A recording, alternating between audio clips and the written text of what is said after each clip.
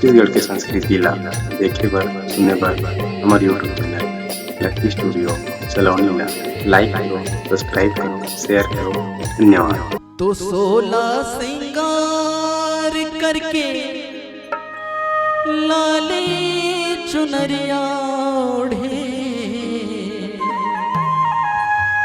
16 सिंगार करके लाले चुनरिया ओढ़ चले अब मुर्दाई अंगना ममो, चले अबे भवानी अंगना ममो।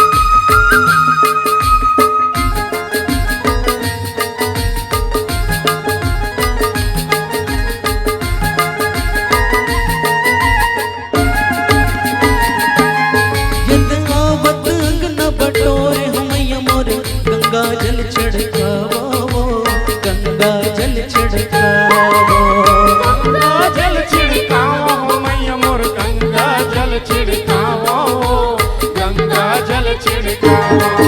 यदयावत अंगना बटोरे हो मैया मोर, गंगा जल छिड़कावो, गंगा जल छिड़कावो, गंगा जल छिड़कावो मैया मोर, गंगा जल छिड़कावो, गंगा जल छिड़कावो।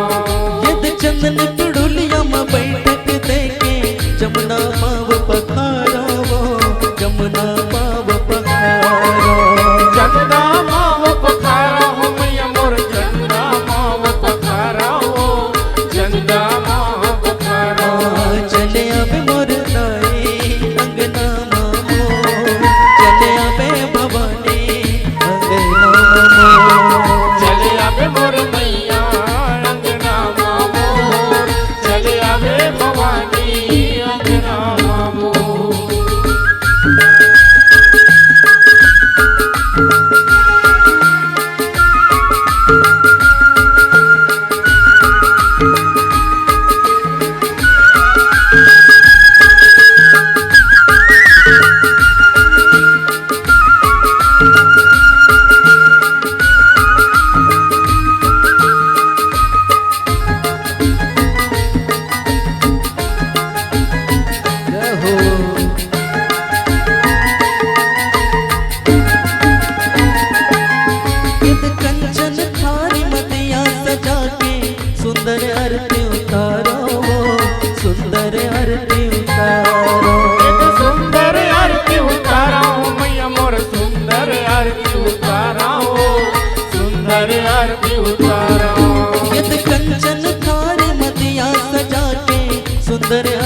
उतारो सुंदर आरती उतारो सुंदर आरती उतारा हो मैया मोर सुंदर आरती उतारा हो सुंदर आरती उतारा यद परा परोसिन सबला बला के तोरे जसना गावो तोरे जसना गावो तोरे जसला गावो हो मैया मोर तोरे जसला गावो तोरे जसला गावो चले अब मोर तारे जय हो। अंगना मोर चले आबे भवानी अंगना मोर चले आवे मोर मैया अंगना मामो चले आवे भवानी अंगना मामो 16 सिंगार करके लाली चुनरिया ओढ़े 16 सिंगार करके लाले